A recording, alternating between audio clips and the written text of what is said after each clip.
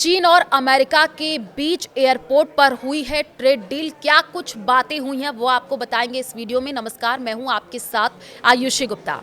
अमेरिकी राष्ट्रपति ट्रंप और चीनी राष्ट्रपति जिनपिंग के बीच साउथ कोरिया के बुसान में एयरपोर्ट पर हुई बैठक में ट्रेड डील पूरी हो गई है। हालांकि अभी इस पर दस्तखत होना बाकी है। ट्रंप ने ये जानकारी साउथ कोरिया से अमेरिका जाते वक्त प्लेन में पत्रकारों से बातचीत के दौरान दी है। उन्होंने ये भी बताया है कि चीन पर 10% टैरिफ कम कर दिया गया है। बदले में चीनी राष्ट्रपति शी जिनपिंग अमेरिका से बड़ी मात्रा में सोयाबीन खरीदने को तैयार हुए हैं।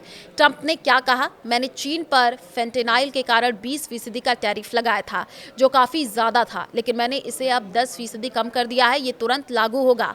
दोनों के बीच गुरुवार को साउथ कोरिया के बुसान में 100 मिनट तक बैठक चली है। बिजी शेड्यूल होने की वजह से यह मुलाकात बुसान एयरपोर्ट पर हुई है। ट्रंप और जिनपिंग 6 साल बाद मिले हैं। इससे पहले आखिरी बार 2019 में दोनों के बीच बैठक हुई थी। गुरुवार को हुई बैठक से पहले ट्रंप ने कहा कि आज ही चीन के साथ ट्रेड डील साइन हो सकती है।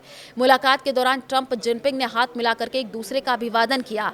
बैठक के दौरान ट्रंप ने कहा कि उनकी मुलाकात बहुत कामयाब होगी, इसमें उन्हें कोई शक नहीं है। उन्होंने आगे क्या कहा?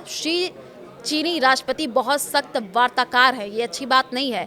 हम एक दूसरे को अच्छी तरीके से जानते हैं। अमेरिकी राष्ट्रपति डोनाल्ड ट्रंप ने गुरुवार को घोषणा की, चीन से आने वाले सामान पर लगने वाला कुल औसत टैरिफ 57% से घटा करके 47% कर दिया गया है। अमेरिका ने अभी तक चीन पर कई बार टैरिफ लगाए हैं। इनमें ट्रंप के पिछले कार्यकाल में स्टील पर लगा 19% टैरिफ, अप्रैल 2025 में 10% बेसलाइन टैरिफ और फेंटेनाइल की वजह से लगा 20% टैरिफ और अन्य टैरिफ भी शामिल है।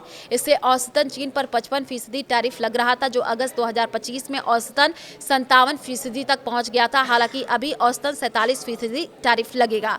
चीनी राष्ट्रपति शी जिनपिंग ने कहा है कि चीन की आर्थिक वृद्धि से चीन और अमेरिका के बीच सहयोग बढ़ाने के लिए नई संभावनाएं पैदा होंगी।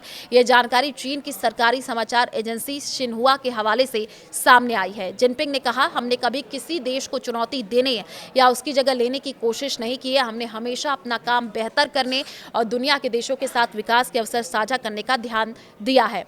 यही चीन की सफलता की कुंजी रही है। उन्होंने कहा कि चीन और अमेरिका को क्षेत्रीय और अंतर्राष्ट्रीय मुद्दों पर सकारात्मक बातचीत जारी रखना चाहिए। मिलकर ऐसे कदम उठाने चाहिए कि दोनों देश पूरी दुनिया के लिए फायदेमंद हो।